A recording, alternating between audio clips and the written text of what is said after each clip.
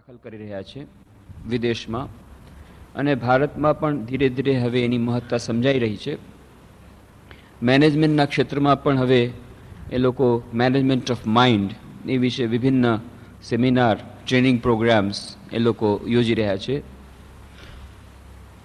શિક્ષણ ક્ષેત્રોમાં જવાનું થાય છે. ગઈકાલે જ માયાવતીથી આવવાનું થયું. ત્યાં માયાવતી અદ્વૈત આશ્રમ સ્વામી વિવેકાનંદે પોતે સ્થાપના કરેલી અને સ્વામી વિવેકાનંદને એવી ઈચ્છા હતી કે ભવિષ્યનો જે ધર્મ હશે એ અદ્વૈત વેદાંતનો ધર્મ હશે. અને તેઓ પોતે જ કહે છે, is Vedanta the future religion of the world? શું વેદાંત સમસ્ત વિશ્વનો ધર્મ બની શકે છે ભવિષ્યમાં? અને તેઓ પોતે જ કહે છે કે હું નથી જાણતો કે કેટલા લોકો આ ધર્મનો સ્વીકાર કરી શકશે, કારણ કે એના માટે થોડીક હિંમતની આવશ્યકતા હોય છે. કારણ કે અદ્વૈત વેદાંત એટલે સેલ્ફ ડિપેન્ડન્સ, પોતાના પગ ઉપર ઊભા રહેવાની ઈચ્છા. આપણે મોટા ભાગે થોડી કોઈને ને કોઈનો ટેકો લેવાની આપણી આદત હોય છે. અને એટલા જ માટે કહે છે કે ભારત વર્ષમાં આ અદ્વૈત વેદાંતની ઉત્પત્તિ થઈ ઘણા વર્ષો પહેલાં, પણ હજી સુધી એને સમાજમાં મોટે પાયે લાગુ પાડવાની જે યોજના એ સફળ થઈ નથી. કેટલાક લોકો હિમાલયની ગુફામાં બેસીને ધ્યાન કરીને અથવા જંગલમાં તપસ્યા કરીને એ અદ્વૈત વેદાંતની અનુભૂતિને મેળવી શક્યા છે, એ વાત બરાબર છે. પણ જીવન વ્યવહારમાં આ વેદાંતને લાવવો અને એ રીતે આ વેદાંતનું આચરણ કરવું સાધારણ જનતા માટે, એનું એક્સપેરિમેન્ટેશન હજી થવાનું બાકી છે. અને કેટલા લોકો એને ગ્રહણ કરશે એ પણ એક સંદેહ છે. કારણ કે આપણે મોટે ભાગે ટેકો જોઈએ છીએ અને અદ્વૈત વેદાંત ટેકાની ના પડે છે કે નહીં, તત્વમસી, તમે જ એ બ્રહ્મ છો, તમારામાં અનંત શક્તિ છે, તમે વળી કોઈની પાછી સહાય લેવા કેમ જાય છો? કોઈની સહાયની જરૂર નથી. જે કંઈ તમે ચાહો છો તમારા અંદરમાં જે અનંત શક્તિ છે એમાંથી મેળવી શકશો. તો આવી રીતનો જે હિંમતવાળો ધર્મ અને એ દિવ્યતાને ચારે તરફ જોવી એ કોઈ સાધારણ વાત તો છે જ નહીં. કેટલાક મહાત્મામાં આપણને જોવા મળે. પૌહારી બાબા ઉદાહરણ આવે છે પૌહારી બાબાનું, કે એકવાર પૌહારી બાબા ત્યાં ગાજીપુરમાં પોતાની ગુફાની અંદર હતા. સ્વામી વિવેકાનંદ પૌહારી બાબાથી ખૂબ પ્રભાવિત થયા હતા, ત્યાં સુધી કે એકવાર તો એમની પાસેથી દીક્ષા લેવાનો પણ એમણે સંકલ્પ કર્યો હતો. કારણ કે પૌહારી બાબા યોગાસન પણ જાણતા, રાજયોગની સિદ્ધિ એમને હતી. અને સ્વામી વિવેકાનંદ મનમાં થતું કે મેં શ્રી રામકૃષ્ણ પાસેથી આધ્યાત્મિક નિર્વિકલ્પ સમાધિનો આનંદ તો મેળવી લીધો, બાકી બધું તો મેળવી લીધું, પણ આ શરીરને મજબૂત બનાવવું એ હું શીખ્યો નથી. અને શરીર મજબૂત ન હોય, શરીર જ્યારે નિર્બળ હોય ત્યારે ઘણા બધા કાર્યો એ અશક્ય બની જાય છે, મુશ્કેલ બની જાય છે. અને એમને પોતાને એનો અનુભવ થયો. પરિવ્રાજક રૂપે ફરી રહ્યા છે, ક્યારેક ખાવાનું નથી મળતું, ક્યારેક સૂવાનું નથી મળતું. આવી રીતે અનિયમિત જીવનથી ધીરે ધીરે એમનું શરીર અત્યંત ભાંગી પડે છે. અને જેને કારણે તેઓ જે ધારતા હતા એવું કામ નહોતા કરી શકતા. અને એટલા માટે મનમાં વિચાર આવ્યો કે રાજયોગની વિદ્યા દ્વારા હું આ શરીરને મજબૂત બનાવી લઉં, જેથી હું જગતની વધારે સારી સેવા કરી શકું. અને એ જ ઉદ્દેશથી પૌહારી બાબા પાસે આવે છે. અને પૌહારી બાબા પાસે એવી સિદ્ધિઓ હતી, રાજયોગની વિદ્યા હતી. પણ 3 રાત સુધી દરરોજ રાતના સૂવે ત્યારે એમ લાગે કે શ્રી રામકૃષ્ણ દેવ એમની પથારી પાસે ઊભા છે અને ફક્ત એમને જોઈ રહ્યા છે. આંખોમાં અત્યંત કરુણા અને જાણે દુઃખી થઈ રહ્યા છે એવી જાતનો અનુભવ.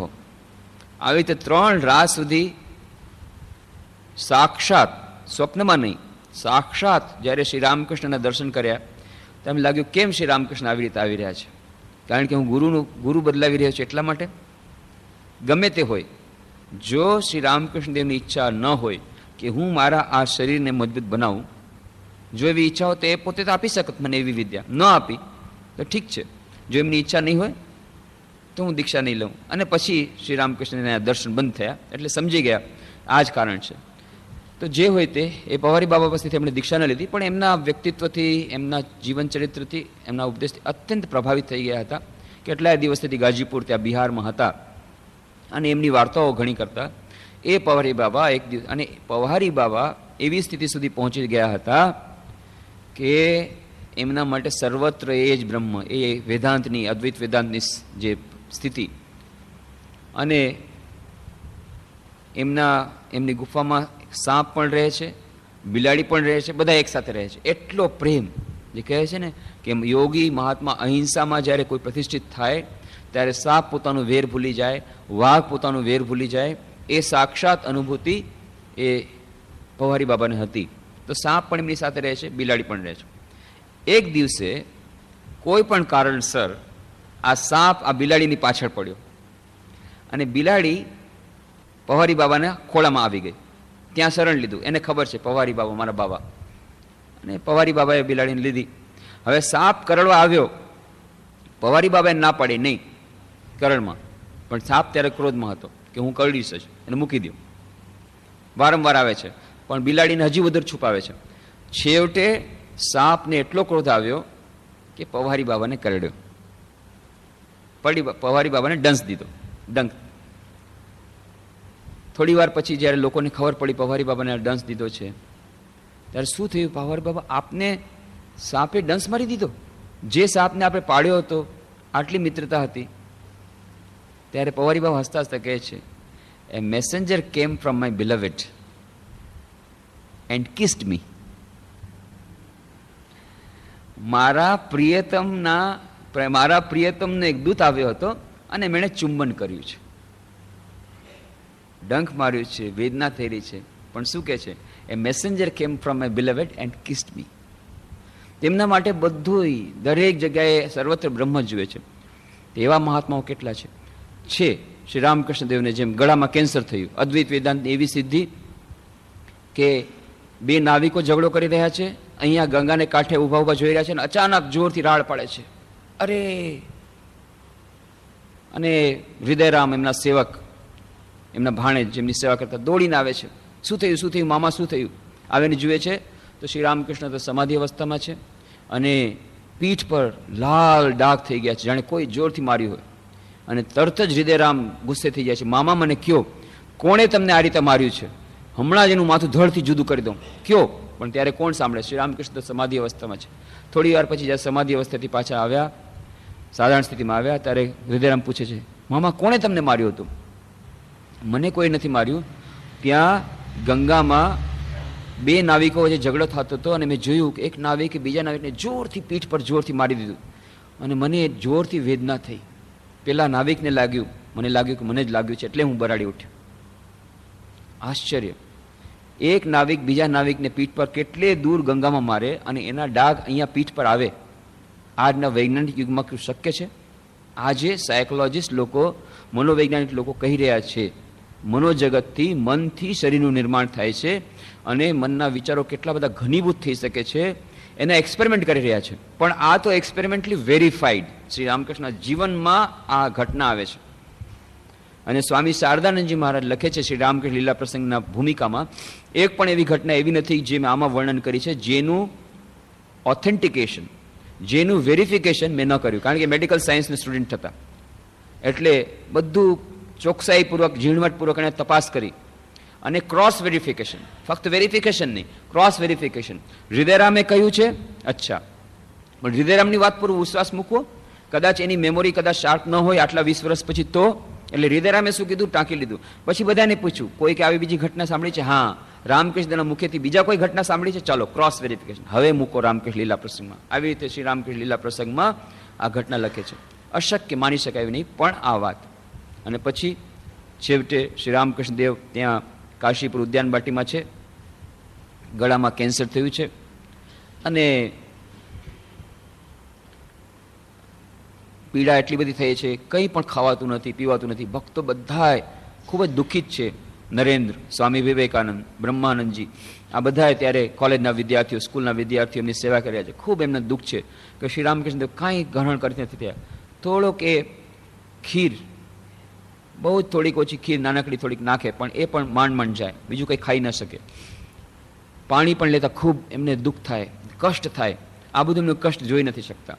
અને એટલામાં એક દિવસે શશધર તર્ક ચૂડામણી, મોટા મહાપંડિત કલકત્તાના એ વખતના ખૂબ પ્રખ્યાત પંડિત, એ આવે છે અને શ્રી રામકૃષ્ણ મળવા આવે છે. અને પછી કહે છે, મહાશય, મેં તો, આપ તો યોગ વિદ્યા જાણો છો, આ બધું જાણો છો, તેમ છતાં આપણે આટલું દુઃખ કેમ ભરો છો? તમને તો ખબર છે યોગ વિદ્યામાં એક નિયમ છે, એક પ્રોસેસ છે કે જે જગ્યા પર તમને પીડા થાય છે એ જગ્યા પર તમારા મનને એકાગ્ર કરો. અને તમારું મન તો કેટલું બધું એકાગ્ર છે. જો તમારું મન અત્યંત સૂક્ષ્મ થઈને અત્યંત તીવ્રતાથી એ મન પર એકાગ્ર કરશો અને જો તીવ્રતાથી વિચાર કરશો કે આ દર્દ વયું જાય, ચાલ્યું જાય, તો તરત જ ચાલ્યું જશે. તમને તો આ યોગ વિદ્યા ખબર છે, તો તમે એનો ઉપયોગ કેમ નથી કરતા? કેમ આટલું બધું દુઃખ સહન કરો છો?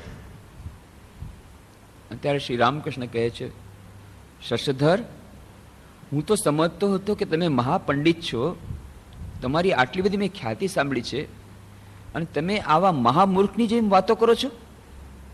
શું તમે એમ કહેવા માંગો છો જે મન મેં જગન માતાના ચરણોમાં સોંપ્યું છે એ મનને જગન માતાના ચરણમાંથી પાછો લઈ લઉં અને આ હાડ માંસના, રક્ત માંસના આ ગંદા આ શરીર ઉપર હું એને એકાગ્ર કરું? છી છી છી છી છી, તમે પંડિત થઈને આવી વાતો કરો છો?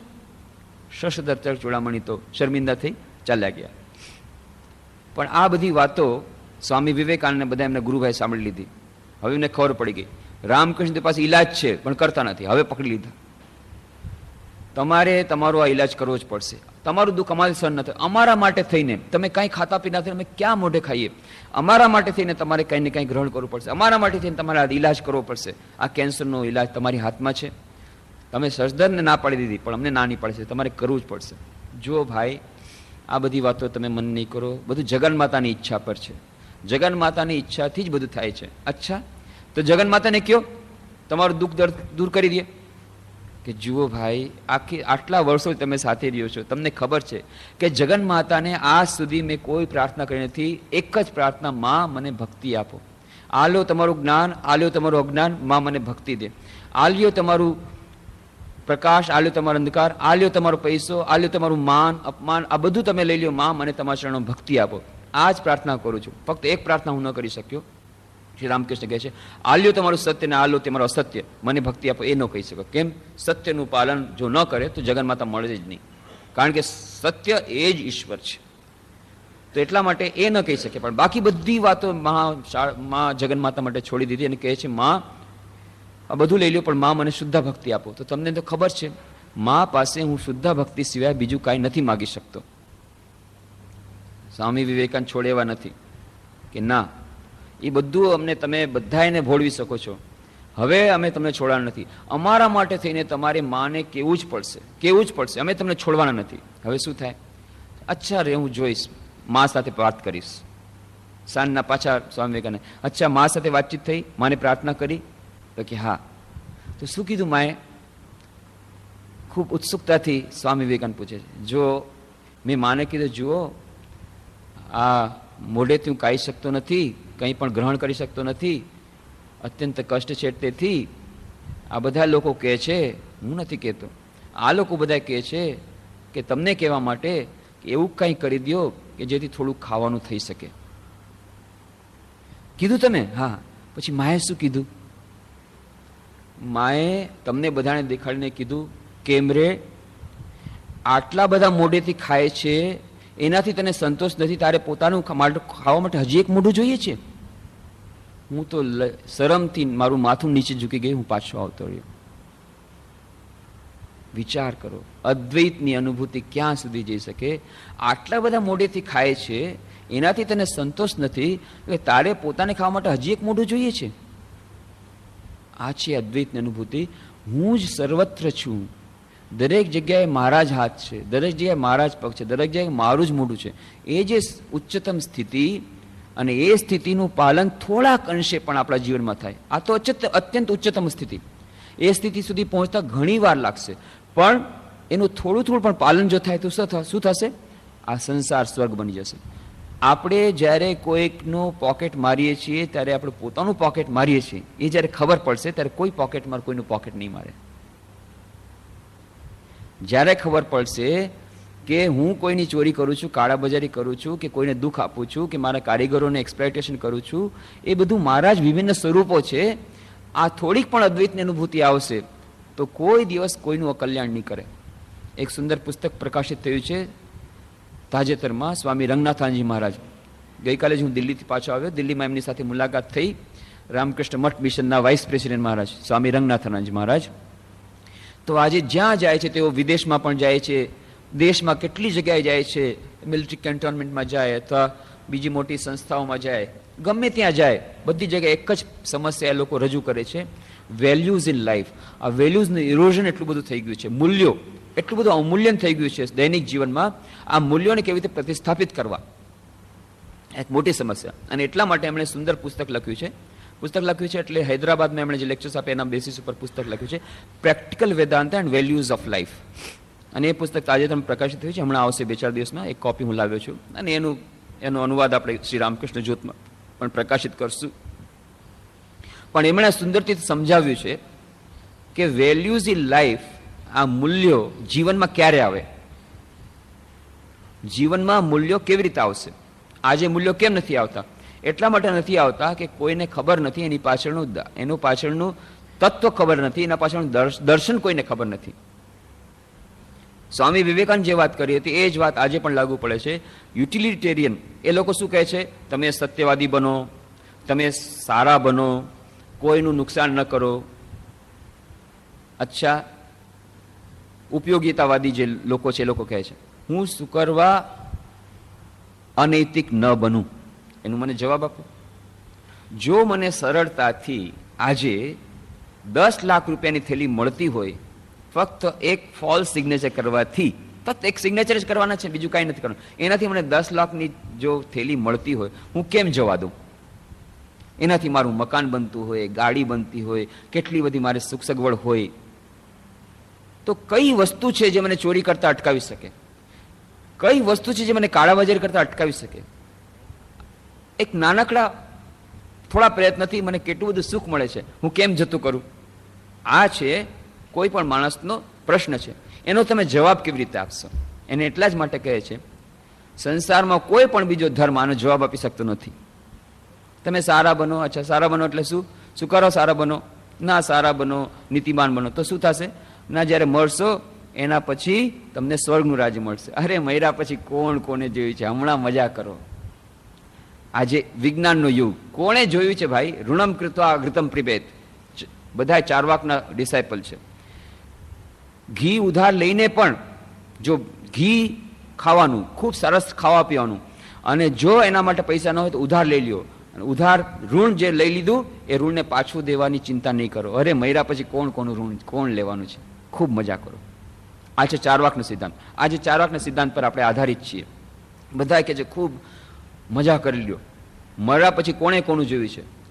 જે લોકો મૃત્યુ પછીની જીવનમાં નથી માનતા, જે લોકો ઈશ્વરમાં નથી માનતા, જે લોકો વિજ્ઞાનના વિદ્યાર્થીઓ છે, સુપરનેચરમાં નથી માનતા, એ લોકોને તમે કેવી રીતે અટકાવી શકશો? એના જીવનમાં વેલ્યુઝ ક્યાંથી આવશે? અત્યાર સુધી ઠીક છે, જ્યાં સુધી વિજ્ઞાનનો યુગ નહોતો, 16મી શતાબ્દી સુધી, ત્યાં સુધી બરાબર હતું. બધાએ કીધું એકદમ ભગવાનને યાદ કરવાનું, નહીં તો નરકમાં જશો. હા, નરકમાં જઈશ. અચ્છા, તમે કયો મારે શું કરવું પડે? સાચું બોલવાનું. અચ્છા, તમે કયો સાચું બોલવાનું. નહીં, નરકમાં જશો. ઓ બાપરે, નરકમાં નહીં, હું સાચું બોલીશ. અત્યાર સુધી બધાએ પાદરીઓએ જેમ કીધું એમ કરતા હતા. 16મી શતાબ્દી પછી જ્યાં વિજ્ઞાન યુગ આવ્યો, અરે જાઓ, બધું જોઈ લીધું છે, અમને બધી ખબર છે. તમારું ભગવાન તમે કહો છો સૂર્ય પૃથ્વીની ચારે તરફ ફરે છે. હા, તમારા ધર્મમાં બધો ધર્મ તમારો બોગસ છે. અમે અમારા દૂરબીન દ્વારા, અમારે સાયન્ટિફિક એપરેટ અમે જોઈ લીધું, પૃથ્વી સૂર્યની ચારો તરફ ફરે છે. તમારી બધી થિયોરી બોગસ છે, આખું તમારો ધર્મ બોગસ છે. અમે ધર્મ માનતા જ નથી, અમે વિજ્ઞાનના છાત્ર છીએ. હવે એવા વિજ્ઞાનના લોકોને તમે કેવી રીતે અટકાવશો કાળાબજારી કરતા? કેવી રીતે નીતિમાન બનાવશો? એટલે સ્વામી વિવેકાનંદ કહે છે અદ્વૈત વેદાંતા એક જ એવો ધર્મ છે જે એનું કારણ આપે છે. શું કરવા હું નીતિમાન બનું? એટલા માટે ભાઈ, કારણ કે આ સંસારમાં અનંત જે ચૈતન્ય સત્તા છે એક જ છે. ચૈતન્ય સત્તા જે છે એક જ છે. તત્વમસી, તમે પણ તે જ બ્રહ્મ છો અને દરેક જગ્યાએ તે જ બ્રહ્મ છે. સર્વમ ખલ્વિદમ બ્રહ્મ. અને જો એ બ્રહ્મ તત્વ દરેક જગ્યાએ એક જ બ્રહ્મ તત્વ હોય, દરેક મનુષ્યની પાછળ એક જ ચેતના હોય, અને એ ચેતના જો એક જ હોય, સિંગ્યુલર હોય, જેમ કે શ્રોડિંજરે વિજ્ઞાન દ્વારા સાબિત કર્યું, consciousness is a singular of which the plural is unknown. Chetana A singular છે, એ બે નથી, એનું બીજું કંઈ હોય જ ન શકે. જે વાત ઉપનિષદમાં કહી, અદ્વૈત વેદાંતમાં કહી કે ચેતના તત્વ એક જ છે.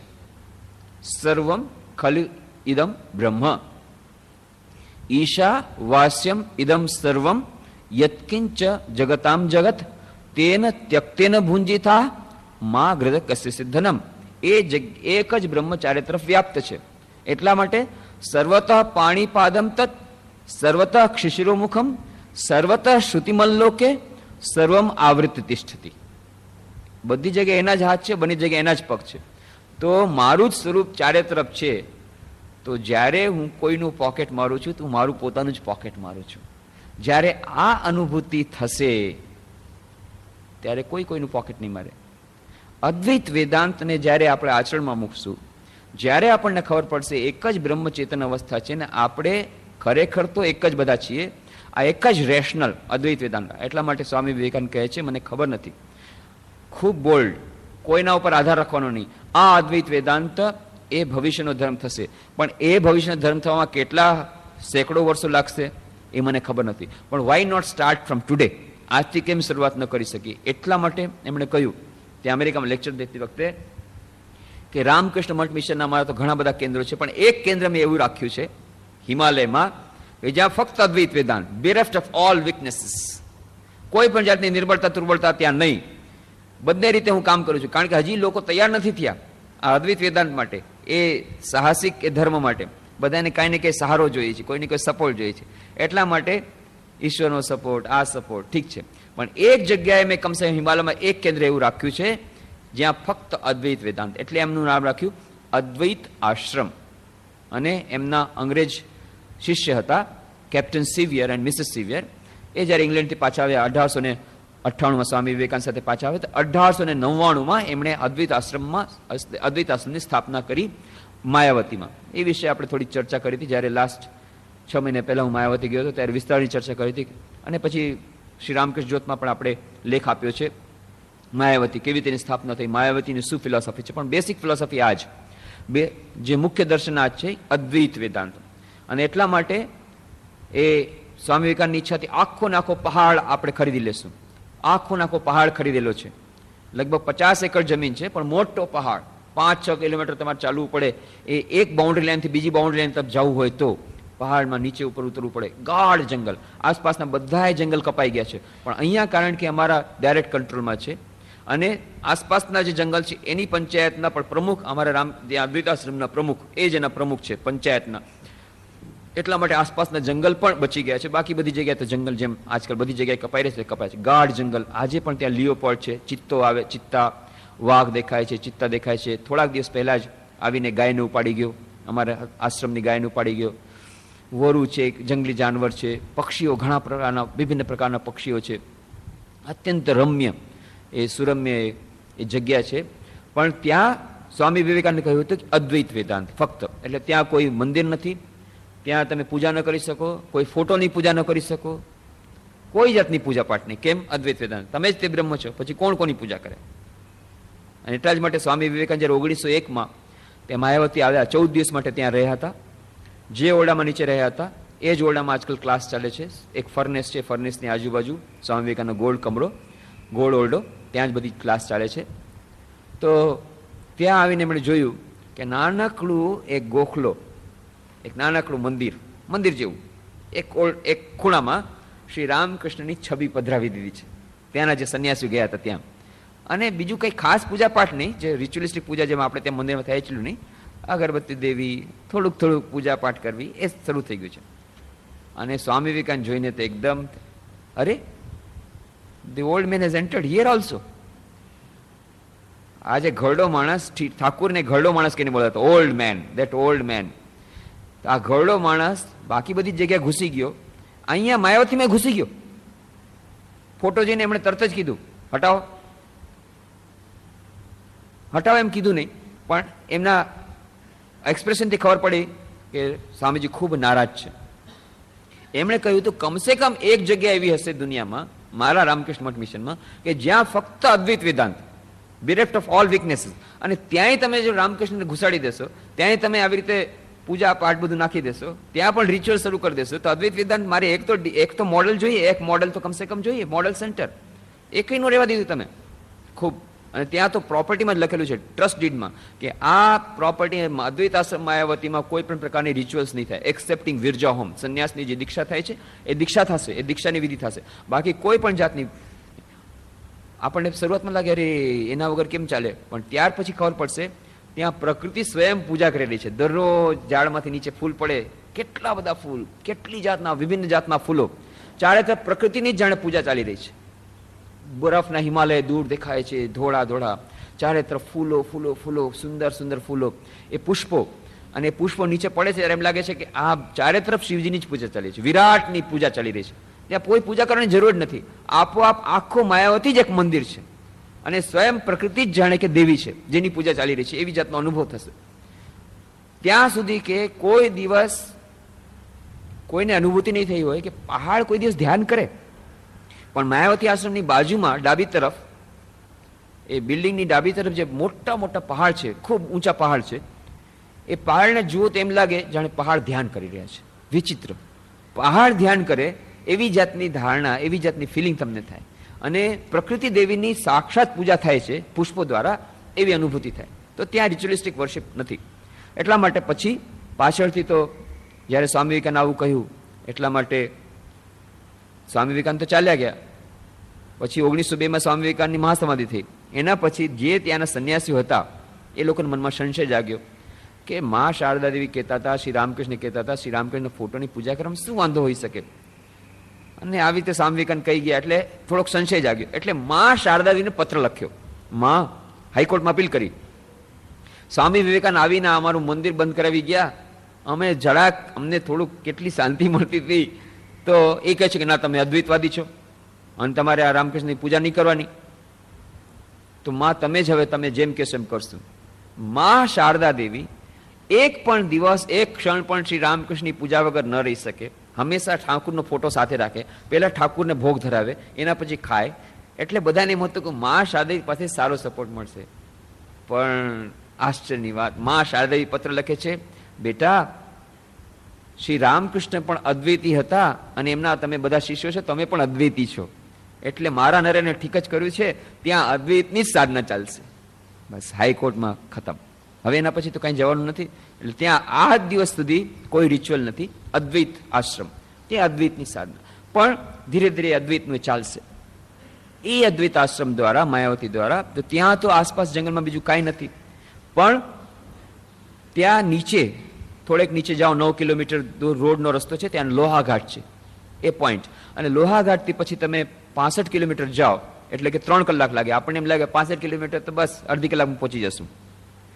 ત્યાંનું ઇક્વેશન બધા અલગ છે, કારણ કે ત્યાં જેટલા રસ્તા છે બધા પહાડ ઉપર જવાના, એટલે કે 1 કલાકમાં તમે 10 થી 12 કિલોમીટરથી વધારે, 15 કિલોમીટર વધારે જઈ જ ન શકો, કોઈ પણ હિસાબ ન જઈ શકો. એટલે લગભગ 3-4 કલાક લાગે. 65 કિલોમીટર દૂર છે પિથોરાગઢ. તો પિથોરાગઢ ડિસ્ટ્રિક્ટમાં જે વિભિન્ન ચંપાવત, બારાકટ, લોહાઘાટ, આ બધી જગ્યાએ જે સ્કૂલ કોલેજો છે, એવી 16 થી 17 સ્કૂલ કોલેજોમાં આ પ્રવચનો ગોઠવવામાં આવ્યા હતા. જેમ ખબર છે કે અહીંયા પણ આપણે કામ કર્યું હતું. સ્વામી વિવેકાનંદ શિકાગો વિશ્વધર્મ શતાબ્દી નિમિત્તે 20 લાખ પુસ્તકોનું પ્રકાશન કરવામાં આવ્યું છે રામકૃષ્ણ મઠ મિશન દ્વારા, વિભિન્ન ભાષાઓમાં નિઃશુલ્ક વિતરણ માટે. પણ સ્વામીજી કીધું કોઈ પણ વાત તમે નિઃશુલ્ક આપશો, કોઈ પણ ચીજ, તેની વેલ્યુ નહીં થાય. એટલા માટે થોડુંક પહેલા એના વિશે થોડી સમજણ આપવી પડે. એટલે દરેક જગ્યાએ સ્કૂલ કોલેજમાં પહેલા સ્વામી વિવેકાનંદ જીવન સંદેશ વિશે થોડી વાતચીત થાય, પ્રશ્નોત્તરી થાય, અને પછી પુસ્તકો આપવામાં આવે. અહીંયા પણ ગુજરાતમાં આપણે ઘણી જગ્યાએ આપ્યા છે, બીજી જગ્યાએ પણ આપ્યા છે. એક ખરેખર તો 1993માં જ આ બધી વાતો થવી જોતી હતી, પણ પાછલે વર્ષે 1994માં ત્યાં ઉત્તરાખંડનું આંદોલન હતું, એટલે બધી સ્કૂલ કોલેજો બંધ હતી. એટલે આ વર્ષે ત્યાં સ્કૂલ કોલેજોમાં આ પુસ્તકો વિતરણ કરવાના હતા, અને પુસ્તકો વિતરણ કરતા પહેલા હિન્દીમાં પ્રવચન આપવું પડે. એટલા માટે ત્યાંના જે અધ્યક્ષ મહારાજ સ્વામી મુમુક્ષાનંદજી મહારાજ, જો પહેલા આપણા રાજકોટના અધ્યક્ષ હતા, એ ત્યાં છે. તેમણે નિમંત્રણ આપ્યું હતું, એટલે મારે ત્યાં જવાનું થયું. અને ત્યાં 17 થી 18 સ્કૂલ કોલેજમાં જવાનું થયું. આવી રીતે પ્રશ્નોત્તરી થઈ. દરેક લગભગ 15-16 હજાર પુસ્તકોનું વિતરણ થયું. દરેક જગ્યાએ ખૂબ સારો પ્રતિભાવ મળ્યો. પણ દરેક જગ્યાએ પ્રશ્નોત્તરીના સત્રમાં આ એક પ્રશ્ન અચૂક આવતો હતો, એકાગ્રતા કેવી રીતે પ્રાપ્ત કરવી, મનની એકાગ્રતા કેવી રીતે પ્રાપ્ત કરવી, આ પ્રશ્ન હંમેશા આવતો હતો. અને બીજું, ધ્યાન માટે પણ કેટલા બધા પ્રશ્નો આવે. અને કેટલાક લોકો કહે કે ભાઈ, ત્યારે આ જ બધી વાતો જે અહીંયા આપણે કરી છે એકાગ્રતા ધ્યાનની, એ જ કહેતો હતો કે ભાઈ ત્યાં રાજકોટમાં 120 ત્યાં ચર્ચાઓ થઈ અને તમે અહીંયા 5 મિનિટમાં એકાગ્રતા ધ્યાન વિશે બધું જાણી લેવા માંગો તો કેવી રીતે બની શકે? પણ તમને થોડાક નિયમો હું આપી દઉં છું, કે મન જેટલું શુદ્ધ થશે એટલું મન એકાગ્ર થશે. એ બધી વાતો કરી. હવે ધ્યાન માટે પણ કેટલાકો કહે છે ધ્યાન તો ધ્યાનની વિધિ બતાવો, સરળમાં સરળ એક વાક્યમાં બતાવી દો, ટાઈમ નથી, એક વાક્યમાં બતાવી દો. ઠીક છે ભાઈ, તમારે એક વાક્યમાં બતાવવું છે.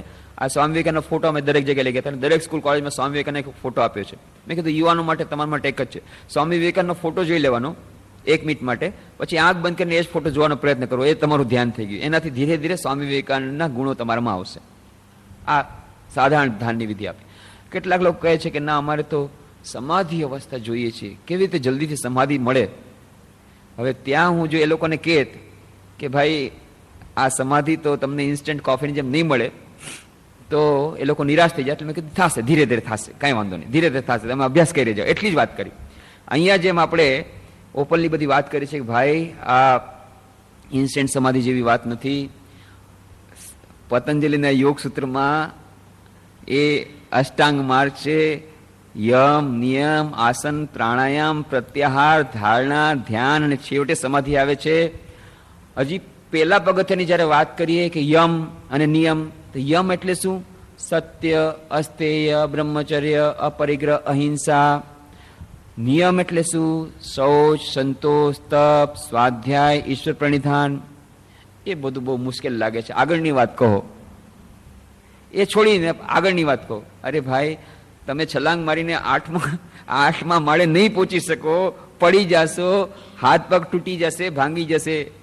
પણ એટલા માટે ત્યાં સીધી વાત ન કરી. પણ અહીંયા આપણે વાત કરી છે કે જ્યારે વારંવાર વાત કરી કે જો અષ્ટાંગ માર્ગનો પહેલું પગથિયું આપણને આટલું કઠિન લાગે છે, તો શું સમાધિ આપણા માટે સરળ બની જશે? પણ ધીરે ધીરે આવશે, ધીરે ધીરે અભ્યાસ કરતા કરતા આવશે. ને થોડોક પણ આપણે અભ્યાસ કરશું, એનાથી ઘણો ફાયદો થશે. કમસે મનની શાંતિ દૈનિક જીવનમાં એ તો આવશે જ. તો જે સત્યની વાત હતી, તો ત્યાં પછી છેવટે એ એક દિવસે રવિવારના પાછલા રવિવારે 24મી તારીખે શિક્ષણોનો એક સેમિનાર રાખવામાં આવ્યો. એક સેમિનાર ફોર ટીચર્સ. જે સ્કૂલ કોલેજમાં ગયા હતા ત્યાં આપણે આ તો થઈ ગયું, પુસ્તકો તો વિતરણ થઈ ગયું, પછી એનું ફોલોઅપ શું? એ લોકો પુસ્તક વાંચે છે કે નહીં, સ્ટડી સર્કલ ચાલે કે નહીં, એના પછી શું? પછી બધું ભૂલી જશે. એટલે ફોલોઅપ સિસ્ટમ શું કરવી જોઈએ એના માટે થઈને ત્યાંના બધી જગ્યાના સ્કૂલ કોલેજના શિક્ષકોને બોલાવ્યા, પ્રિન્સિપાલ્સને બોલાવ્યા માયાવતી આશ્રમમાં 24મી તારીખે. સવારના 10 થી લઈને 1 વાગ્યા સુધી સેમિનાર ચાલ્યો. ત્યાં આપણે પ્રશ્નોત્તરી ચાલી. અને ત્યારે જ્યારે વાત થઈ કે ભાઈ મનની શુદ્ધતા આવશ્યક છે અને આ સત્ય, અસ્તેય, આ બધું પણ નિયમનું પાલન કરવું પડે. અને ત્યારે શિક્ષકે પછી પ્રશ્નોત્તરી દરમિયાનમાં શિક્ષકે પ્રશ્ન પૂછ્યો કે ભાઈ સ્વામીજી, તમે જાણતા નથી, આજના જમાનામાં ટોપ ટુ બોટમ, ઉપરથી નીચે સુધી બધું સડી ગયું છે, બધી જગ્યાએ ભ્રષ્ટાચાર ચાલે છે.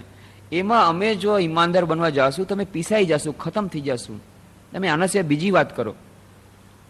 મેં કહ્યું ભાઈ, તમે એમ નહીં માનતા કે હું આકાશમાંથી ટપકી પડ્યો છું. હું પણ અહીંયા જ છું, પૃથ્વી પર જ છું અને બધા સાથે મળવાનું થાય છે. અહીંયા તો 6 જ વર્ષથી રાજકોટમાં ગુજરાતમાં છું, રામકૃષ્ણ જ્યોતનું એડિટિંગ કરું છું. પણ એની પહેલાં 10 વર્ષો સુધી હું રાંચીમાં હતો, બિહારમાં, અને ત્યાં ગ્રામીણ વિકાસના કાર્યક્રમ હતા. અને બિહાર તમે જાણો છો, બિહારથી વધારે હજી બીજું તમને શું કહું, બિહારનું નામ પડે તમે સમજી જાઓ કે તમે જે કંઈ વાતો કરો છો એનું સર્વોત્કૃષ્ટ તમને ઉદાહરણ ત્યાં જ મળશે બધાયના.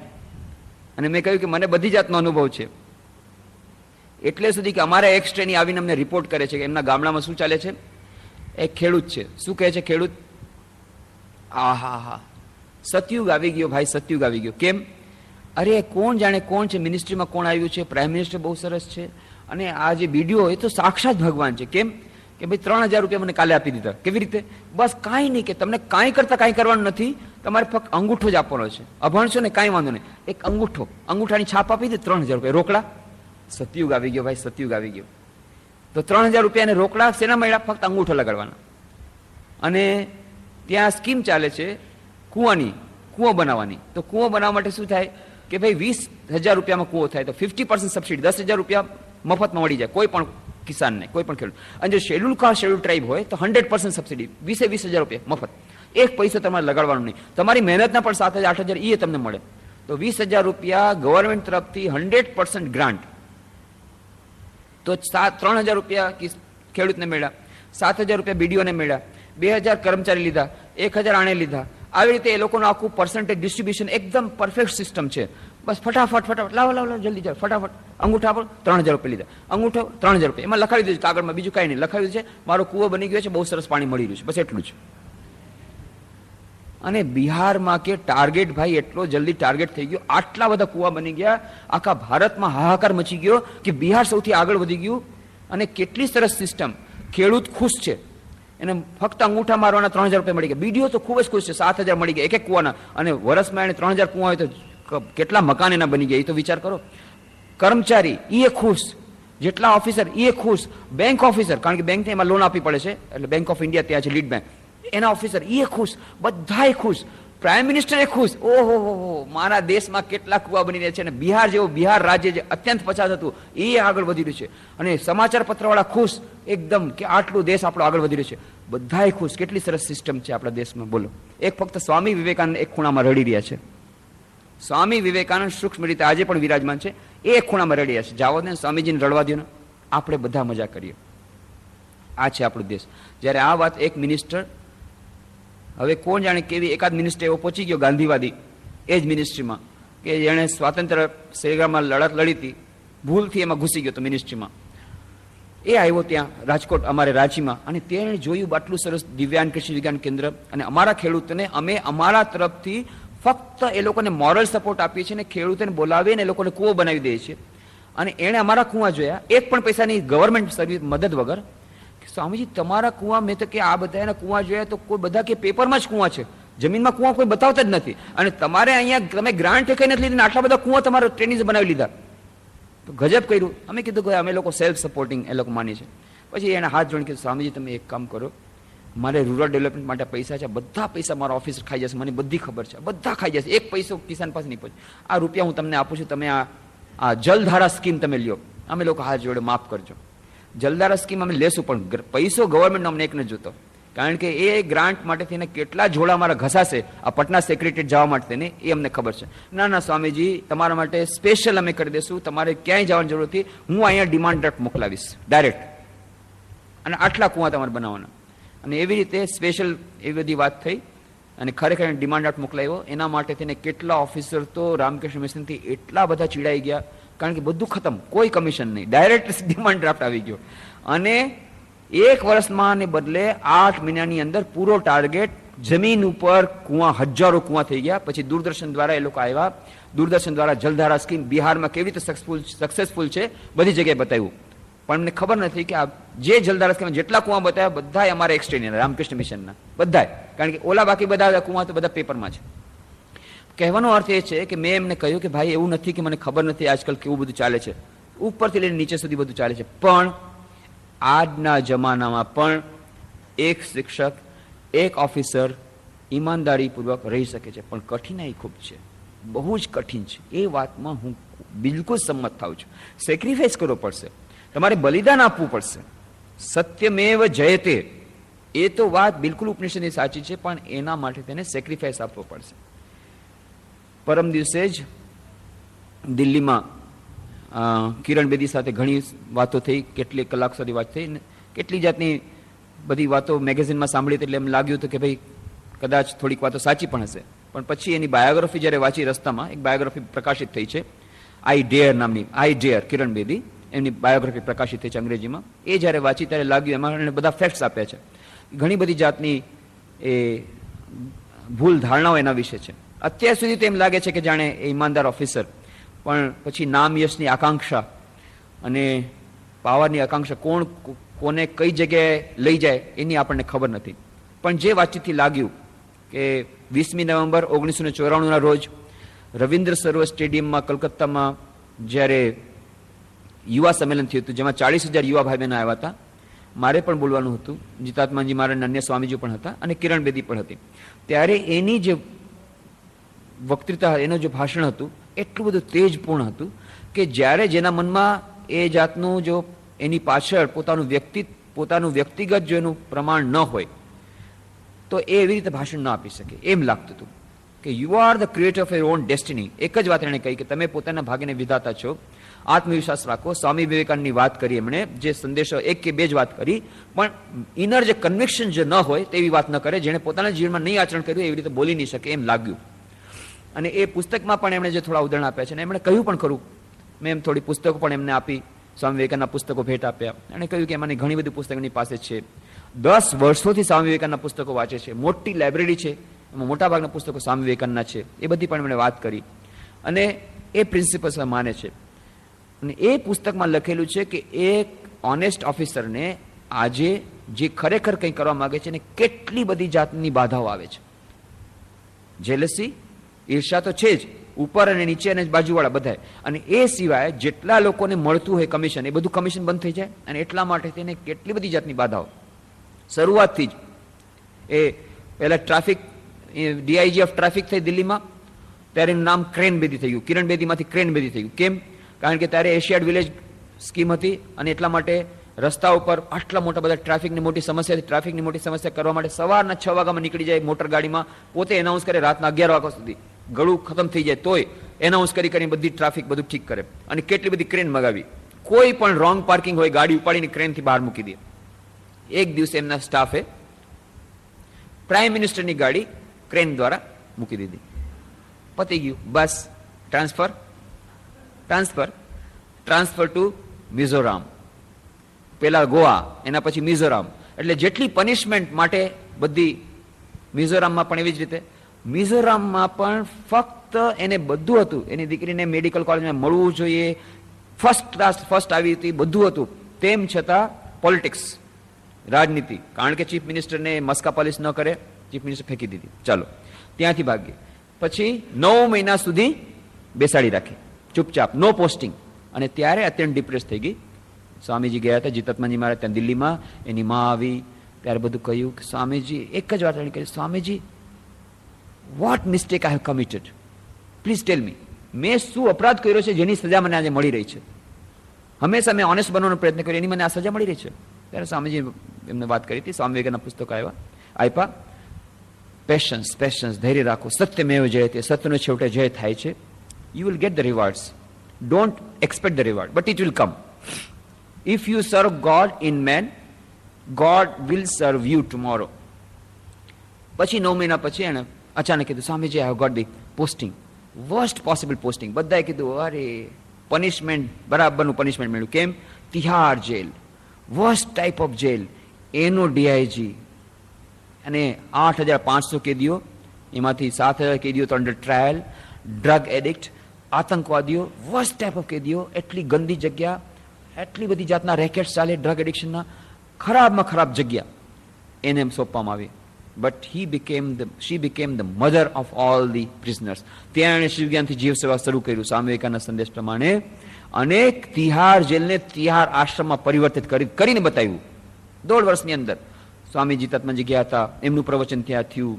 મેડિટેશન, વિપાસનાની કેટલી બધી શિબિરો કરી, કેટલી બધી જાતના એણે પ્રોગ્રામ કર્યા. એ લોકોને ઇકોનોમિકલી સેલ્ફ સફિશિયન્ટ કરી દીધા. કેટલા બધા કેદીઓના બેંક ડિપોઝિટ શરૂ થઈ ગયા. અને ખરેખર અર્થમાં તિહાર જેલને તિહાર આશ્રમમાં પરિવર્તિત કરી દીધું. પછી બસ ફરી પાછું એનું ઈમાનદાર ઓફિસર માટે જગ્યા નથી. અને પછી આ જેલેસી અને મેક્સેસ એવોર્ડ મળ્યો. મેક્સેસ એવોર્ડ જે એશિયાનો નોબેલ પ્રાઇઝ જેવું ગણવામાં આવે છે, એને પોતે એક્સપેક્ટ નહોતો કર્યો પણ મળ્યો. અને શી ડિઝર્વડ ઇટ. બરાબર. આજ સુધી કોઈએ જેલ માટે થઈને, જેલના કામ માટે, કેદીઓ માટે થઈને આવું કામ કોઈ નહોતું કર્યું ઇતિહાસમાં. સ્ત્રીએ નહોતું કર્યું, પુરુષે નહોતું કર્યું, તો સ્ત્રીએ કોણ કરે? એ બધું કર્યું. એને કારણે તો બાકી બધા ઓફિસરોને તો દિલમાં જલન થાય જ, અને બાકી બધા પણ થાય. કેટલાક લોકો એનું નામ આપ્યું કે પબ્લિસિટી સ્ટન્ટ છે. બિલ ક્લિન્ટન પ્રેસિડેન્ટ અમેરિકાના ખાસ એને બોલાવે કે ભાઈ મને મદદ કરો, તમે આવું કામ કર્યું છે અહીંયા અમેરિકામાં, તમે મને સલાહ આપવા માટે આપો. આપ્યું, બધું થઈ ગયું, પેપર્સ રેડી થઈ ગયા, પ્લેનની ટિકિટ આવી ગઈ અને એને એપ્લિકેશન આપી, એને ખબર હતી કે ભાઈ આ તો ભારત માટે ગૌરવ છે કે ભારતની એક સ્ત્રીને અમેરિકાના પ્રેસિડેન્ટ બોલાવે છે સલાહ આપવા માટે થઈને, no you can not go, ticket cancel કરવી પડે. બીજી વાર ફરી પાછું નિમંત્રણ આવ્યું, બીજી વાર પાછું એમણે આપ્યું અને બધાને ન્યૂઝપેપરને કહી દીધું કે આ વખતે મને ખબર છે કે નો આવશે, પણ કદાચ ગમે તેમ કરીને હા આવી અને ત્યાં અમેરિકા ગઈ, સલાહ આપી. એટલી બધી જાતનું માન સન્માન મળ્યું. કેમ? શિવ જ્ઞાનથી જીવ સેવા, સત્યમેવ જયતે, સત્યનો જય થાય છે. અને એક એક પોઈન્ટમાં ત્યાં પુસ્તકમાં બધું બતાવ્યું છે. જ્યારે જ્યારે શરૂઆતમાં ગઈ ડિફિકલ્ટી આવી, બાધા આવી, ખૂબ દુઃખ સહન કરવું પડ્યું, અંતમાં બધી જગ્યાએ વિક્ટરી. લોયર્સની સ્ટ્રાઇક થઈ, વકીલોની સ્ટ્રાઇક. આખા દેશના જેટલા વકીલો બધા કિરણ બેદીની વિરુદ્ધમાં, કે કિરણ બેદીનું જ્યાં સુધી માથું ધડથી અલગ નહીં કરી ત્યાં સુધી અમને શાંતિ નહીં મળે. કેમ? એક જ વાત કે કોઈક એક સબ ઇન્સ્પેક્ટરે એક માણસને જે લેડીઝ હોસ્ટેલમાં ગયો હતો, બહેનોને પર્સમાંથી ચોરી કરી અને કોર્ટ રેડ હેન્ડેડ એને પકડવામાં આવ્યો, એના હાથમાં બધી વસ્તુઓ હતી, એને રિપોર્ટ કરવામાં આવ્યો. સબ ઇન્સ્પેક્ટરે એને પકડી લીધો. પકડીને એને જ્યારે પકડવામાં આવ્યો ત્યારે 2-3 નામના નામ આપ્યા ને એડ્રેસ આપ્યા, જુદા જુદા નામ એડ્રેસ આપ્યા. છેવટે જ્યારે કોર્ટમાં આવ્યો, કોર્ટમાં રજૂ કરવામાં આવ્યો ત્યારે ખબર પડી એ તો ભાઈ સાહેબ પોતે વકીલ છે. અને જ્યારે એક વકીલને આવી રીતે રજૂ કરવામાં આવ્યો, બધા વકીલની પ્રેસ્ટીજ ગઈ, એટલે બધા વકીલોએ સ્ટ્રાઇક કરી કે એને છોડી મૂકવામાં આવે. અને એ સ્ટ્રાઇક અને કીધું સબ ઇન્સ્પેક્ટર ઉપર એક્શન લેવામાં આવે. કિરણ બેદીને પોતાના ઉપર કોઈ એમાં હતું જ નહીં, એ પિક્ચરમાં જ નહોતી, પણ નહીં, મારા સબ ઇન્સ્પેક્ટરે કોઈ ખોટું કામ નથી કર્યું એમ સ્વીકારવા એને સસ્પેન્ડ કરીશ, અને જેણે ભૂલ કરી છે એને જ સજા ભોગવવી પડે. આ સત્યને ખાતર થઈને એને કેટલું બધું સહન કરવું પડ્યું, કેટલા દિવસ સુધી, કેટલા આખા દેશમાંથી એના માટે ફિટકાર વરસાવવામાં આવ્યા, આખા દેશના વકીલો એક સાથે મળી ગયા એના વિરુદ્ધમાં, ને કેટલું બધું આવ્યું. ધીરે ધીરે ધીરે ધીરે પણ એ મક્કમને કેટલી વાર એને કહેવામાં આવ્યું કે હાવ સાવ ઇમ્પ્રેક્ટિકલ છો, બી પ્રેક્ટિકલ. એક સબ ઇન્સ્પેક્ટર તારા ઉપર તો કોઈ છે નહીં, સબ ઇન્સ્પેક્ટરનો છે ને લઈને એક્શન છોડી દે ને, શું કરવા તું આટલું બધું? નહીં, સત્યને હું નહીં છોડું. તો પછી ભોગવો, ખૂબ દુઃખ ભોગવું. છેવટે શું થયું? સુપ્રીમ કોર્ટના વકીલોએ કીધું સ્ટ્રાઇક કોલ્ડ ઓફ. થોડાક મહિના પછી હાઈકોર્ટના વકીલ સ્ટ્રાઇક કોલ્ડ ઓફ. ત્યાં સુધી સફરિંગ કરવું પડે. પાંડવોની જીત થઈ, પહેલા સહન કરવું પડે છે. ધીસ ઇઝ ધ નિયમ. અને એનાથી શું થાય છે? સત્યની પાછળ જે રહે છે ને, આ બે થાય છે. એક, અત્યંત સાહસ આવી જાય છે જે સત્યની સાથે. સત્ય પરમેશ્વર છે, તો સત્યનું પાલનનો અર્થ છે સત્યનો સાક્ષાત્કાર. સત્યનો સાક્ષાત્કારનો અર્થ છે આત્માનો સાક્ષાત્કાર. આત્માનો સાક્ષાત્કારનો અંત છે અનંત આનંદ, અનંત જ્ઞાન, અનંત સત્ય, સચ્ચિદાનંદ બ્રહ્મની પ્રાપ્તિ થાય છે. સચ્ચિદાનંદ બ્રહ્મની પ્રાપ્તિ માટે સત્યનું પાલન કરવું પડે, સત્યનો સાક્ષાત્કાર કરવો પડે, અને સત્યના સાક્ષાત્કાર માટે સત્યનું પાલન કરવું પડે. કેટલા લોકો કે સત્યનું પાલન કરવાથી શું થશે? જુઓ ને, જે લોકો સત્યનું પાલન કરી રહ્યા છે 2 ટાઈમ ખાવાનું નથી મળતું. જે લોકો અસત્ય પાલન કરે છે, કેટલી મોટી મલ્ટી સ્ટોરી બિલ્ડિંગમાં કેટલી બિલ્ડિંગ, કેટલી ગાડીઓ. એ વાત બરાબર છે, ઠીક છે, બહારથી એમ દેખાય છે. જે લોકો અસત્યનું પાલન કરે છે એ લોકો મજામાં છે, બહારથી દેખાય છે. એના મનમાં પૂછો, આનંદ છે? મનમાં શાંતિ છે?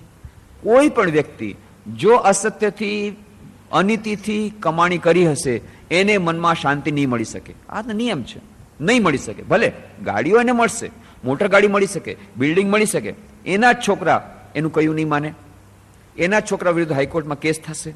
આ તો બધા આપણને જોવા જ મળે છે. છોકરા જ બાપની સાથે ઝઘડો કરી રહ્યા છે પ્રોપર્ટી માટે થઈને. બાપ દીકરા વચ્ચે ઝઘડો ચાલે છે, ભાઈ ભાઈ વચ્ચે ઝઘડો ચાલી રહ્યો છે, સગા ભાઈ વચ્ચે પાર્ટનરશિપ, પાર્ટીશન માટે થઈને કેટલું બધું ઝઘડો ચાલે. કેમ? અનીતિની કમાણી. જ્યાં નીતિની કમાણી હશે ત્યાં શાંતિ છે. અનીતિની કમાણી, શ્રી રામકૃષ્ણ ત્યારે આજથી 100 વર્ષ પહેલા ઇક્વેશન આપી દીધું. જો અનીતિની કમાણી હશે તો કેવી રીતે જશે? થોડાક પૈસા વકીલમાં જશે અને થોડાક ડોક્ટરમાં જશે. ડોક્ટર અને વકીલોને તમે કમાણી માટે થઈને અનીતિની કમાણી કરી તો એનો પૈસા તમે નહીં ભોગવી શકો. કાં ડોક્ટર ભોગવશે, કાં વકીલ ભોગવશે. કાંઈ ને કંઈ તમારા કોર્ટમાં કેસ થશે, અને કાં પછી કોઈ એવી જાતની બીમારી કે એ બધું ડોક્ટર લઈ લેશે. તો ડોક્ટર અને વકીલો માટે તમે અનીતિની કમાણી કરી રહ્યા છો. તો આજના યુગમાં પણ આ ઈમાનદારીપૂર્વક રહી શકાય છે. એના થોડાક ઉદાહરણો આપ્યા. આજે તો ટાઈમ નથી, પણ હું ઉદાહરણો આવતી વખતે આપીશ. ઘણા લોકો કારણ કે પ્રશ્ન પૂછે છે, ત્યાં પ્રશ્નોત્તરીમાં યુવા વર્ગમાં પણ આ જ પ્રશ્ન પૂછી રહ્યા હતા કે આવી રીતે તમે આઈડિયલની વાત કરો છો, પણ બધા અમને ઇમ્પ્રેક્ટિકલ કહે છે કે આવી રીતે શું આ વેદિયા વેડા કરો છો. વાત સાચી છે, પણ આજના જમાનામાં પણ આ બધું યમ નિયમનું પાલન થઈ શકે, સત્યનું પાલન થઈ શકે અને સત્યનું પાલન કરીને અંતમાં સફળતા મળી શકે, એ જ્યાં સુધી આપણે ઠસી નહીં જાય ત્યાં સુધી આપણે યમ અને નિયમનું પાલન કરવા માટે તત્પર નહીં થઈએ. જ્યાં સુધી યમ નિયમના પાલન કરવા માટે તત્પર નહીં થઈએ ત્યાં સુધી આપણે પછી બાકીની જે પ્રગતિયા છે એ નહીં ચડી શકીએ. જો સમાધિ જોતી હોય, મનની પૂર્ણ એકાગ્રતા જોતી હોય, ધ્યાન સારું કરવું હોય તો એના માટે પ્રથમ પગથિયા યમ અને નિયમ ઠીક કરવા પડે. અને યમ નિયમના આચરણ કરવા જતાં જ આપણા મનમાં શંકા ઉત્પન્ન થાય છે. આજના યુગમાં, સતયુગની વાત જવા દો, સતયુગની વાત, આજના યુગમાં, આજના સમયમાં જ્યારે સમાજમાં બધાએ આપણને વેદિયા વેડા કરે છે એમ કહે છે, જ્યારે આપણે સત્યનું પાલન કરીએ ત્યારે, અને ઈમાનદારીપૂર્વક જે કંઈ કામ કરે એને એ અત્યંત અળખામણો થાય છે, એ બધાની ઈર્ષાનો ભોગ બને છે અને એ મિસફિટ થાય છે સમાજમાં, આ વાત તો હકીકત છે. ત્યારે આપણે સત્યનું પાલન કરવું કે નહીં, આ યમ નિયમનું આચરણ આજના જમાનામાં, આજના સમાજમાં આપણે કરવું કે નહીં, એ જ્યાં સુધી આપણા મનમાં નહીં ઠસી જાય કે ના આજના જમાનામાં શક્ય છે અને એનાથી આપણને સુફળ આપણને આજે નહીં તો કાલે મળશે, અને એ સિવાય બીજો કોઈ આરો નથી. Honesty is not only the best policy, but honesty is the only policy if you want to advance spiritually, if you want to get concentration, meditation. એ જ્યાં સુધી આપણા મનમાં ઠસી નહીં જાય ત્યાં સુધી આપણે આગળ નહીં વધી શકીએ. એટલા માટે આ વિષયની ચર્ચા, જે મેં ત્યારે પણ પ્રશ્ન ઉત્તર આપ્યા હતા, ડૉક્ટર કેદારનાથ લાભનું ઉદાહરણ આપ્યું હતું, આજના જમાનામાં કેવી રીતે શિક્ષક, આદર્શ શિક્ષક, કેવી રીતે ઈમાનદારી એમને કેટલું સહન કરવું પડે એના માટે, સત્યનું પાલન કરવા માટે. બીજી એક શિક્ષિકા બેન, એનું ઉદાહરણ આપ્યું. તો આજના જમાનામાં પણ એ કેવી રીતે થઈ શકે છે એની પણ વાતો કરશું. અને પછી આ જીવન વ્યવહારમાં વેદાંત એ એકમાત્ર ઉપાય છે જે આપણને કહે છે, એ જ એકમાત્ર કારણ છે કે કેમ આપણે કોઈની છેતરપિંડી નહીં કરવી જોઈએ. કેમ? કારણ કે જ્યારે હું કોઈકનું પોકેટ મારું છું ત્યારે મારું પોતાનું પોકેટ મારું છું. એ જ્યારે સમજમાં આવશે ત્યારે બરાબર થશે. પણ સર્વત્ર બ્રહ્મને જુઓ એ કંઈ સાધારણ વાત નથી. દરેકે દરેકમાં ઈશ્વરને જુઓ એ સાધારણ વાત નથી, નંબર એક. અને બીજું, આ જોવા માટે સાથે સાથે આપણે થોડુંક વ્યવહારુ પણ બનવું પડે. આનો અર્થ એ નથી કે આપણે છેતરાઈ જવું, એના માટે પણ એ મહાવત નારાયણની અને હાથીનારાયણની વાર્તા શ્રી રામકૃષ્ણે કરી હતી, એ વાર્તા પણ આપણે કરશું આવતા વખતે. તો આ જે સર્વત્ર બ્રહ્મને જુઓ, આ પ્રેક્ટિકલ વેદાંત, જીવન વ્યવહારમાં વેદાંત એ કેટલું આવશ્યક છે. આજના જમાનામાં આપણે સત્યનું આચરણ કરી શકીએ કે નહીં, અને એના કેસ એક્ઝામ્પલ. અને સર્વત્ર બ્રહ્મને જોવાનો અર્થ શું થાય છે, જીવન વ્યવહારમાં વેદાંતને આપણે કેવી રીતે લાવી શકીએ, અને એ લાવવા માટે થઈ અને આપણે કેટલી કેટલી અડચણો થાય છે અને અડચણોનું નિરાકરણ કેવી રીતે કરી શકીએ. અને એનો અર્થ એ નથી થતો કે આપણે ઇમ્પ્રેક્ટિકલ બની જઈએ. એ માટેની જે વાર્તા હતી નારાયણ મહાવતનારાયણ, એ વાર્તા પણ આપણે કરશું. આ બધી ચર્ચા આપણે આવતા શનિવારે કરવાનો પ્રયત્ન કરશું. અત્યારે આપણે ધ્યાન દ્વારા અહીં વિશ્રાંતિ કરીએ. પછી